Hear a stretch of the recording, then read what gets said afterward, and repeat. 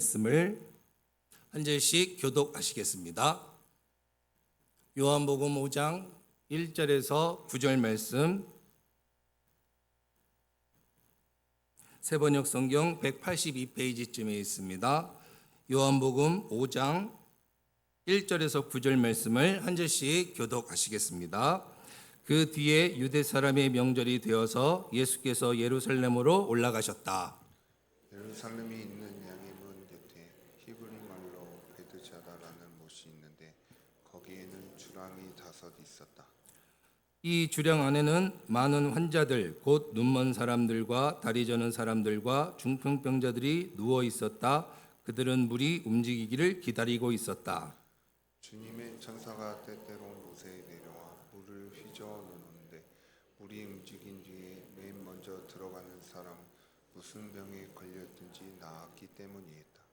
거기에는 38해가 된 병자 한 사람이 있었다.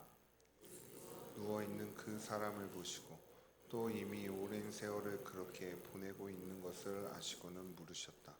낫고 싶으냐? 그 병자가 대답하였다. 주님, 물이 움직일 때에 나를 들어서 못에다가 넣어주는 사람이 없습니다. 내가 가는 동안에 남들이 나보다 먼저 못에 들어갑니다. 예수께서 그에게 말씀하셨다. 일어나서 내 자리를 걷어가지고 걸어가거라. 같이요.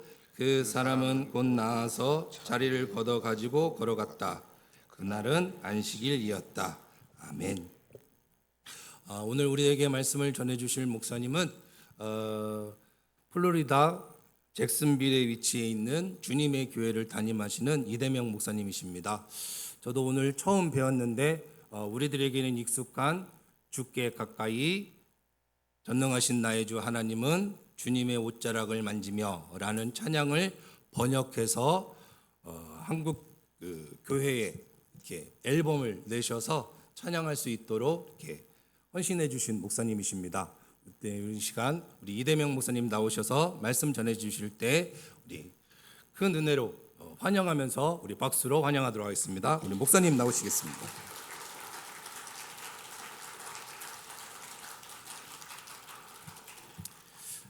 할렐루야. 여러분 반갑습니다. 권영식 목사님을 수요일에 처음 뵙습니다.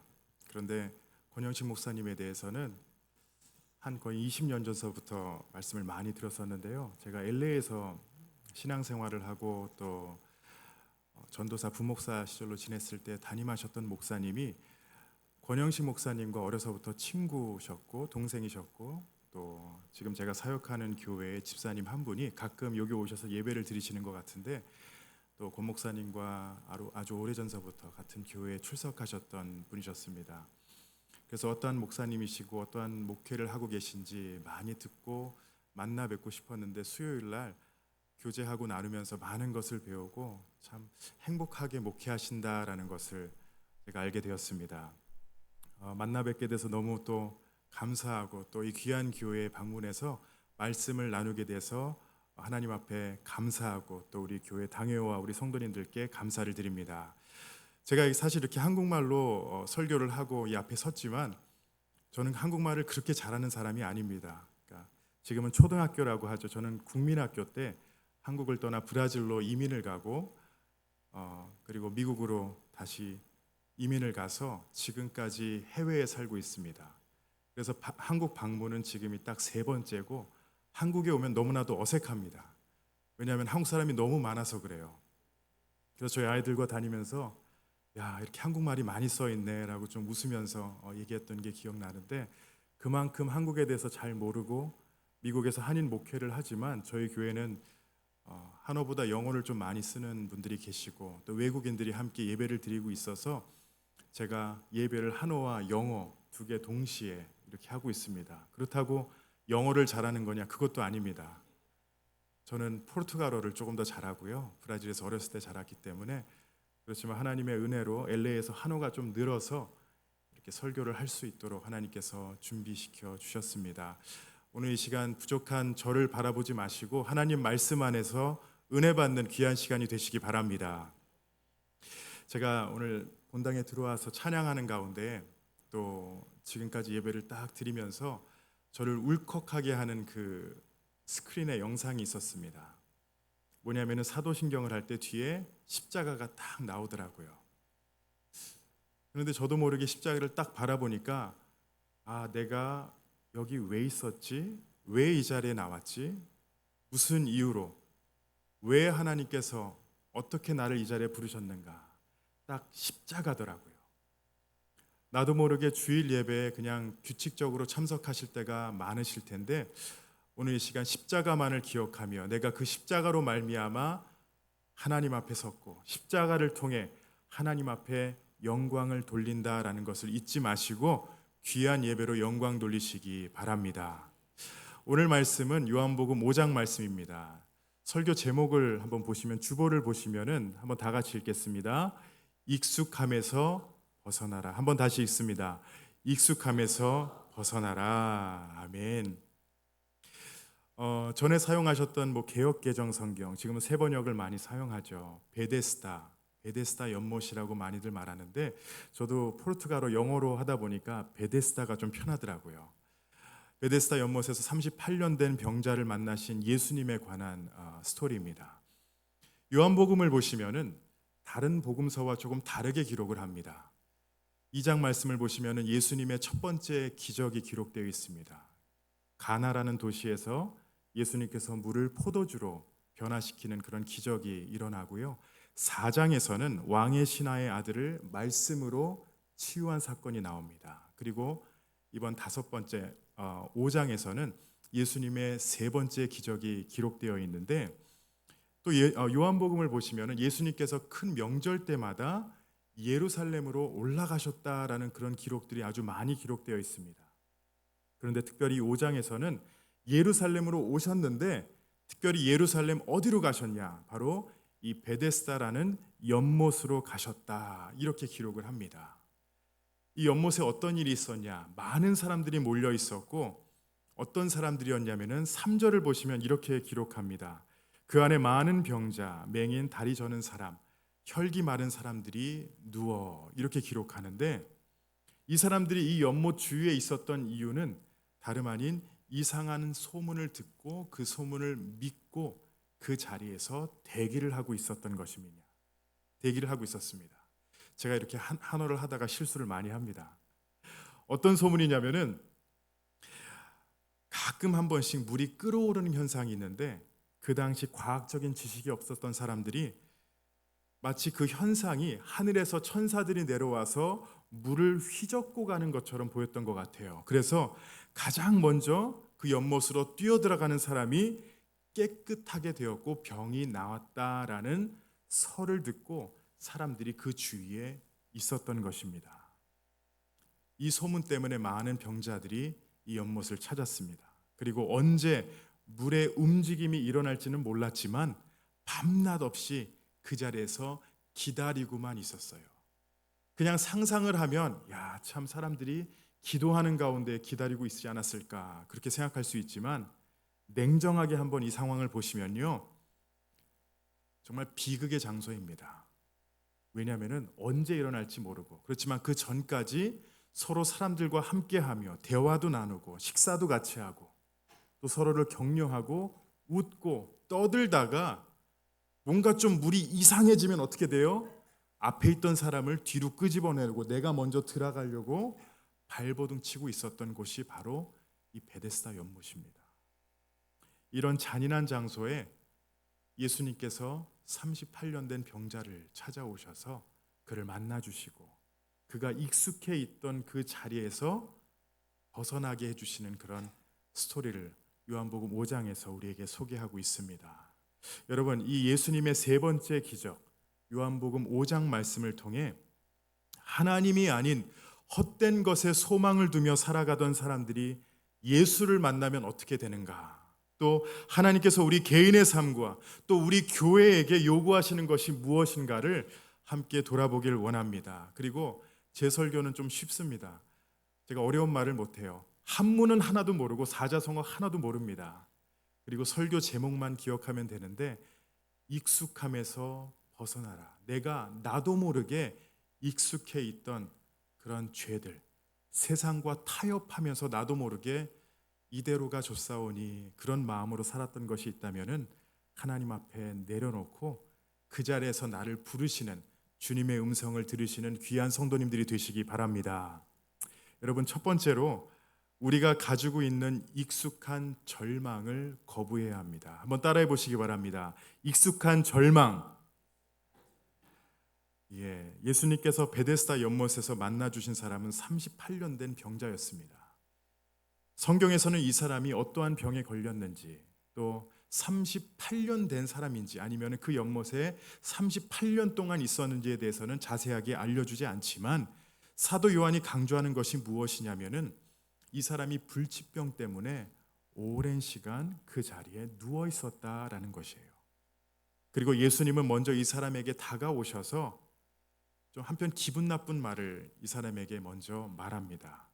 6절을 제가 한번 읽어드릴게요. 예수께서 그 누운 것을 보시고 병이 벌써 오래된 줄 아시고 이르시되 내가 낫고자 하느냐. 보세요. 아주 오랜 병에 걸려서 누워있는 사람에게 당신 낫고 싶습니까? 이 말은요, 기분 나쁜 말입니다. 만약에 제 가족이 아픈데 누가 와서, 의사가 와서 아이고 어떻게 좀 낫고 싶으세요? 기분 나쁘죠.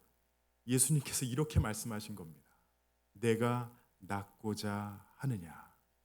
그런데 이 사람의 상황을 보시면은 아마도 자신이 치유받을 것이라는 소망보다는 이제는 그 자리에 있었던 것이 너무나도 편해졌어요.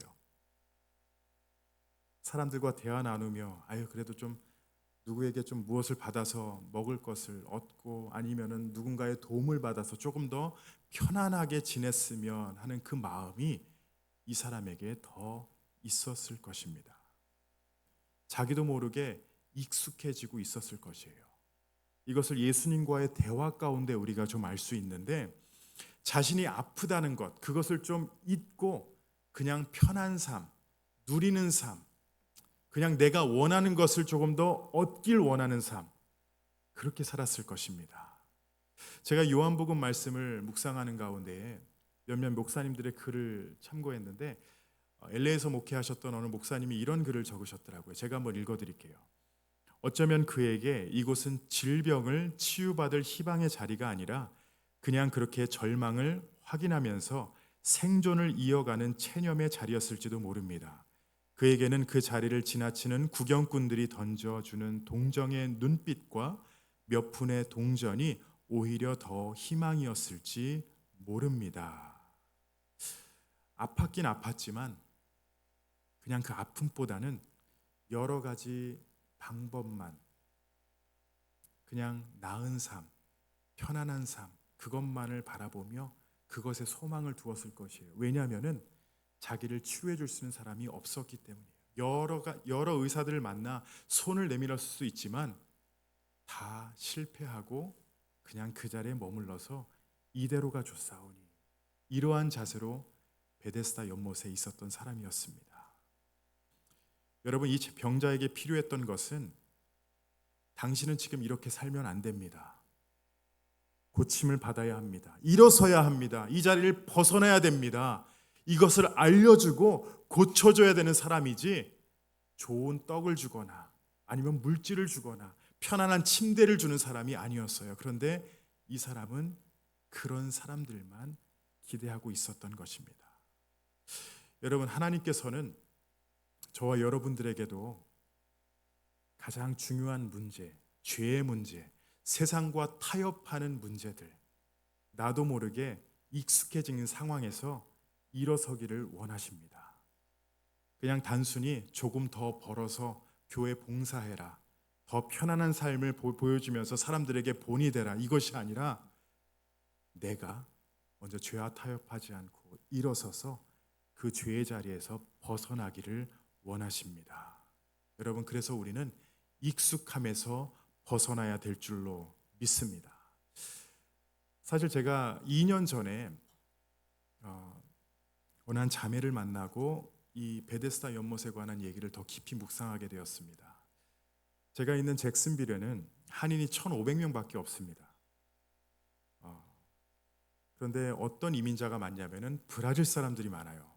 저도 놀랐습니다. 그리고 저는 브라질 말인 포르투갈어를 할 줄 압니다. 그래서 제가 주중에 목회 외에 하는 일이 하나 있는데 뭐냐면은 병원 통역을 하고 있습니다. 그래서 브라질 사람들을 만나러 병원에 가서 제가 딱 서서 예, 통역하러 왔습니다 하면 안 믿어요. 왜?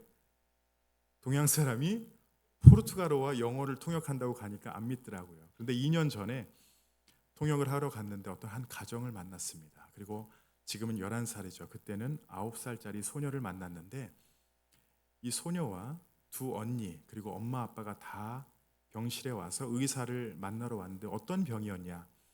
이 아이가 모든 손가락 마디마디가 굳고 있었고 뼈에서 무언가 이상한 게 자라고 있었어요. 발가락도 그렇고 팔꿈치, 무릎 그리고 피부가 굳고 있었습니다.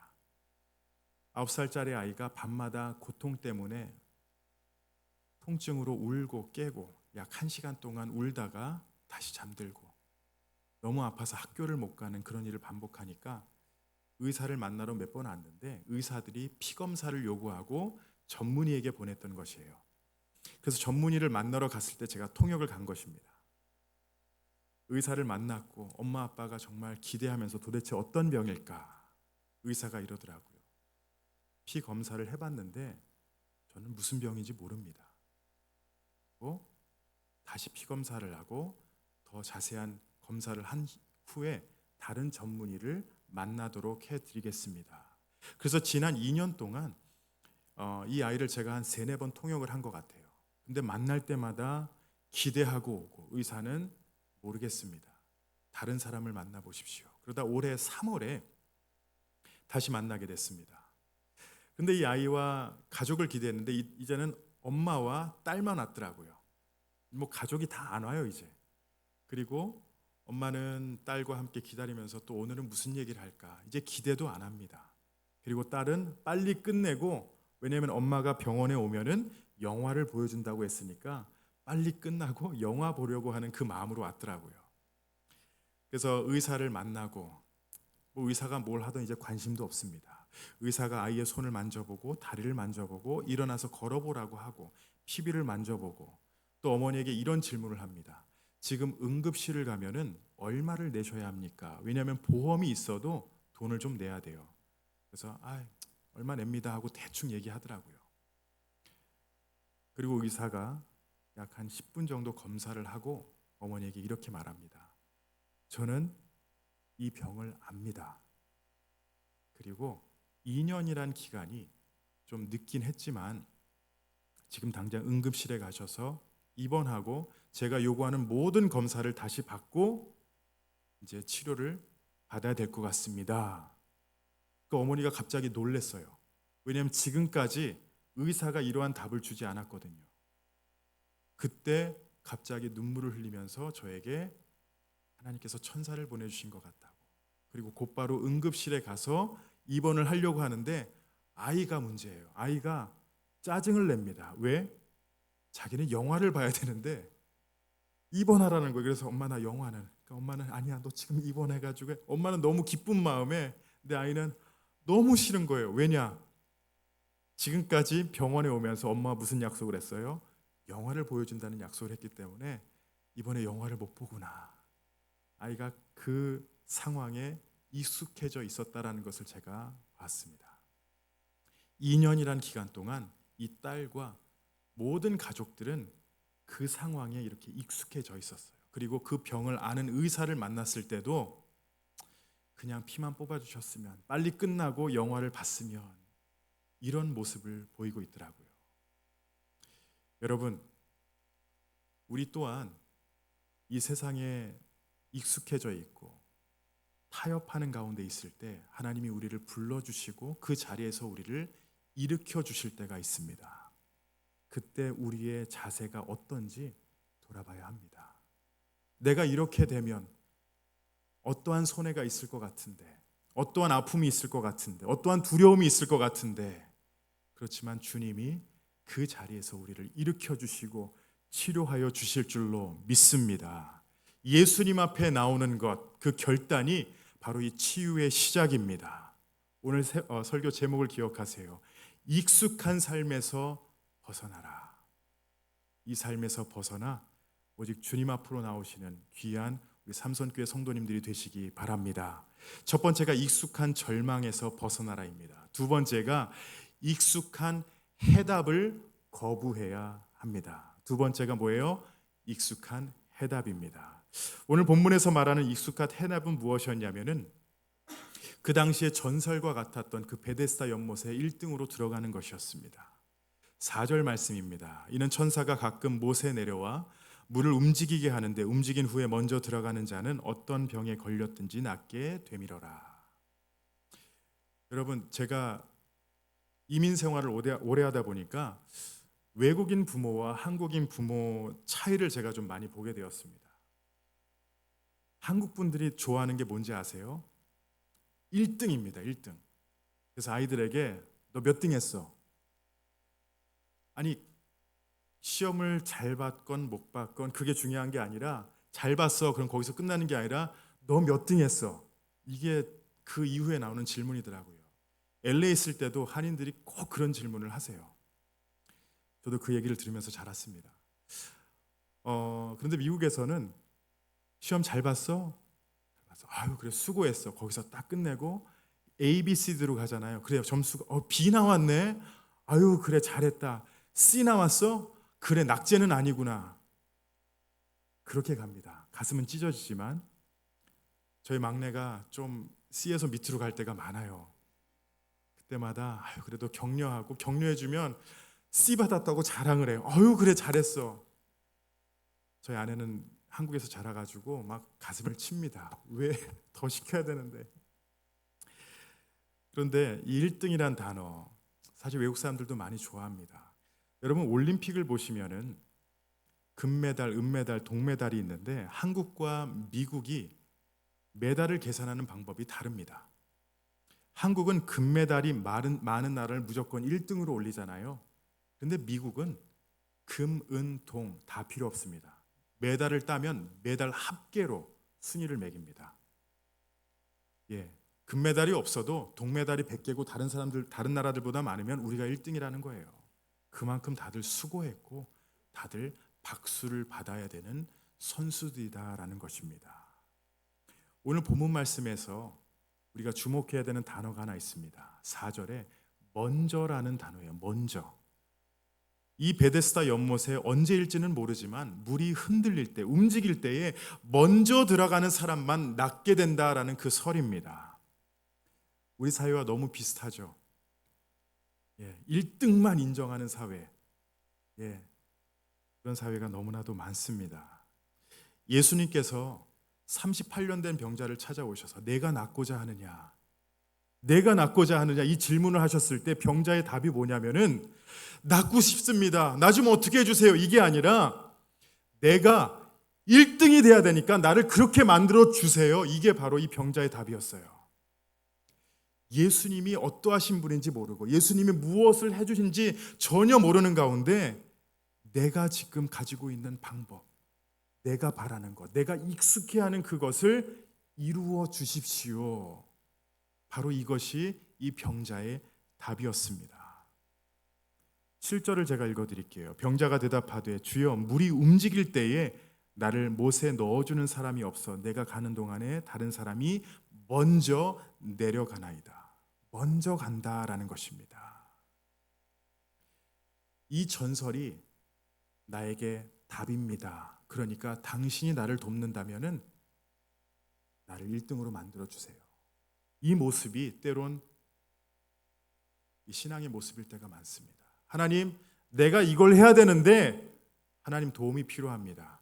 하나님의 뜻이고 뭐고 다 필요 없고 나는 지금 이걸 원해요. 이렇게 돼야 내가 교회에서 잘 될 것 같고 사람들에게 본이 될 것 같고 그러니 나를 이렇게 만들어 주세요.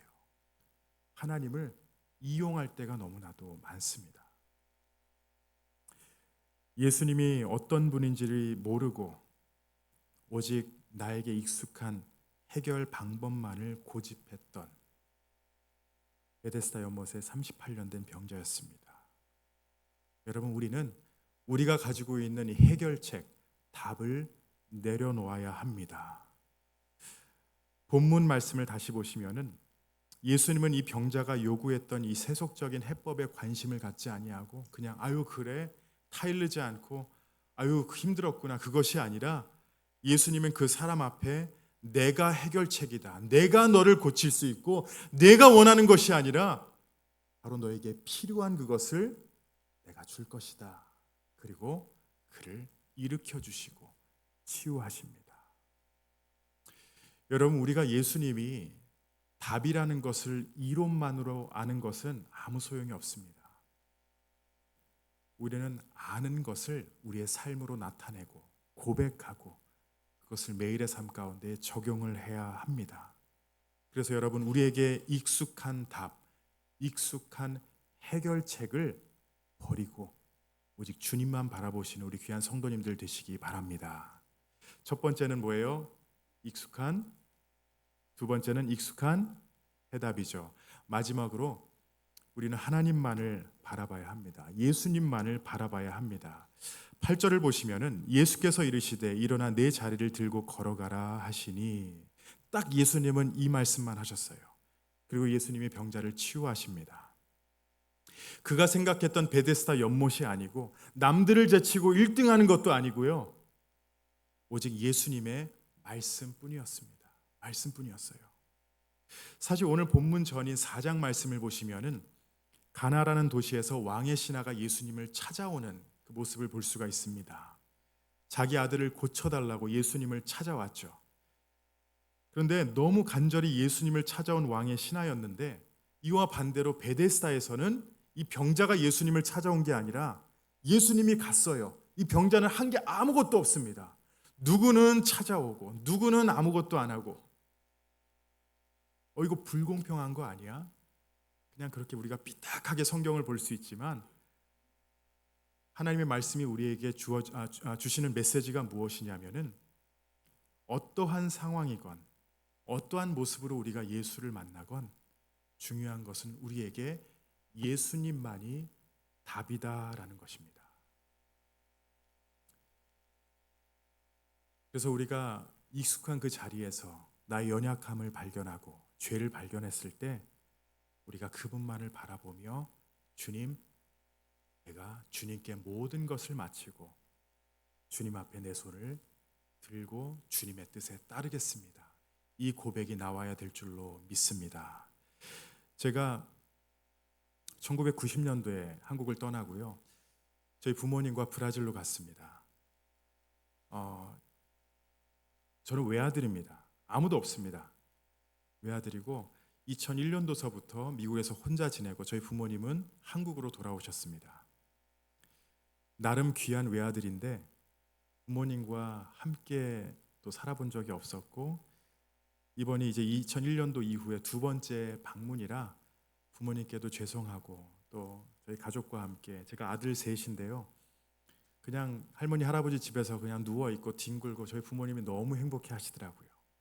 지난 화요일 저녁에 도착해서 수요일에 저희 어머니가 병원을 가신다고 해서 제가 처음으로 저희 어머니 아버님 모시고 병원을 함께 갔습니다. 의사를 처음 만났는데 왜 갔는지 저는 전혀 몰랐다가 저희 어머니가 지난 한 10일 전에 검사를 하시고 결과를 받으러 가셨는데 저희 어머니가 유방암 2기 판정을 받으셨습니다. 너무 죄송했고 마음이 아팠고 그러나 감사했던 것은 저희 어머니가 그 소식을 들었을 때 제가 옆에 있었다라는 거예요. 지난 24년 동안 따로 살면서 멀리서 저희가 부모님에게 해드린 게 없었고 병원에서 그 얘기를 처음 듣는 가운데 제가 어머님을 어떻게 위로해야 될지 몰랐지만 의사를 만나고 나와서 저희 어머니가 그러시더라고요. 아마도 하나님께서 나에게 암을 주신 이유가 있을 거야.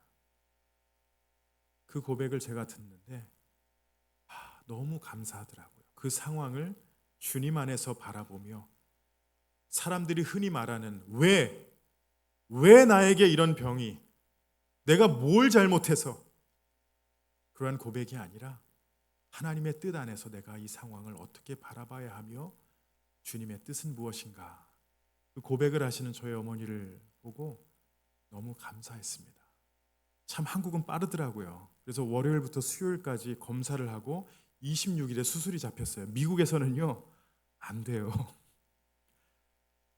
그래서 저희 어머니를 제가 미국에 모시고 싶었는데 당뇨가 심하셔서 제가 모시지는 못했습니다. 왜냐하면 한국이 병원이 너무 잘 돼 있어서 미국에서는 의사를 만나려면은 약 한 달에서 3개월을 기다려야 합니다.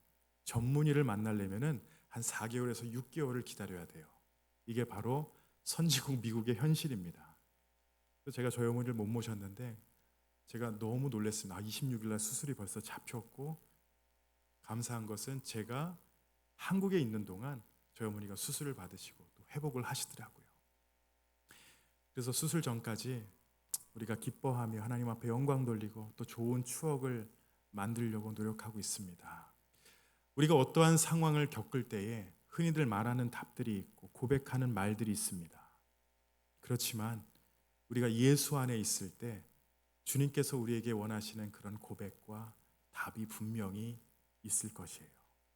여러분, 여러분들이 무엇인가 잘못해서 아니면 어떠한 때로는 죄 때문에 우리를 그 죄에서 회개하기 위해 우리를 이끄실 때가 있지만, 우리가 원치 않는 그 상황을 겪고 우리가 익숙한 그 상황에서 나와야 되는 그런 일들이 있다면 여러분 기억하세요. 하나님은 우리를 사랑하셔서 그 자리에서 우리를 옮겨주시는 줄로 믿습니다. 내가 원하던 원치 않던 여러분을 사랑하시기 때문에 가장 좋은 길로 인도하시기 때문에 그 자리에서 더 성숙한 신앙을 누려야 하기 때문에 여러분을 인도하시는 거예요. 지금은 모르지만, 지금은 내 뜻대로 안 됐지만, 나는 베데스다 연못에서 1등이 돼야 되는데 예수님이 그 응답을 해주지 않으시고 다른 답을 주시는 것, 내가 이해하지 못하지만 하나님은 나를 사랑하셔서 의의 길로 인도하시는 것입니다. 마지막으로 제 한 가지 간증을 더 나누겠습니다. 여러분, 이민 생활하는 게 정말 힘듭니다. 얼마나 힘들었냐면은 브라질이란 나라에서 제가 살면서 내 나라라고 생각을 했어요. 저는 브라질이 내 나라라고 생각했습니다. 그리고 나름 고등학교 때서부터 선교를 다녔어요. 신앙생활 열심히 했습니다. 방학 때마다 여름방학 한 달 선교지 나가서 선교사님 도와드리고, 겨울방학 한 달 또 나가고, 주말마다 어느 선교사도 필요해? 그럼 저는 또 음악을 해가지고 가서 찬양 인도를 해드리고 선교사님 도와드리고 친구들과 함께 차를 타고 대학 때까지 제가 이 사역을 했습니다. 그런데 갑자기 제가 브라질에서 추방을 당했습니다. 사실 한국에 사시면 추방이 뭔지 모르지만 나라에서 쫓겨나는 거예요. 왜 쫓겨났냐? 저희 부모님이 비즈니스를 갑자기 하셨는데 대박이 났어요. 그런데 저희 가족이 영주권이 없었습니다. 모든 신청을 다 하는 가운데 다 상황이 안 됐고, 마지막에는 취업 비자를 갖고 영주권 마지막 신청까지 갔다가 거기서 또 안 되는 상황이었어요. 그리고 저희 부모님에게 돈을 많이 빌리신 분들이 계셨고, 그런데 그 가까이 했던 교인들, 돈이 많이 빌려갔던 그분들이 결국에는 저희 부모님과 저를 신고해서 추방시키셨어요. 그래서 제가 성파울로라는 도시에서 2시간 비행기를 타고 파라과이 국경까지 가서 파라과이와 브라질을 연결하는 그 다리를 걸어서 건너갔습니다. 제가 그때 그 다리를 건너가면서 하나님 왜? 내가 뭘 잘못했습니까? 내가 이렇게 섬겼는데, 이렇게 하나님을 위해 살았는데 이게 무슨 상황입니까? 저희 어머니하고 둘이 그냥 걸었어요. 저희 어머니도 많이 우셨습니다. 그래서 그때 추방당할 때 모든 비즈니스와 집과 그걸 다 놓고 저는 미국으로, 그리고 부모님은 한국으로 가셨습니다. 계속 이 질문이 있었는데 LA에서 제가 유학하는 가운데 저는 왜 하나님이 저를 미국으로 보내셨는지를 깨달았는데요.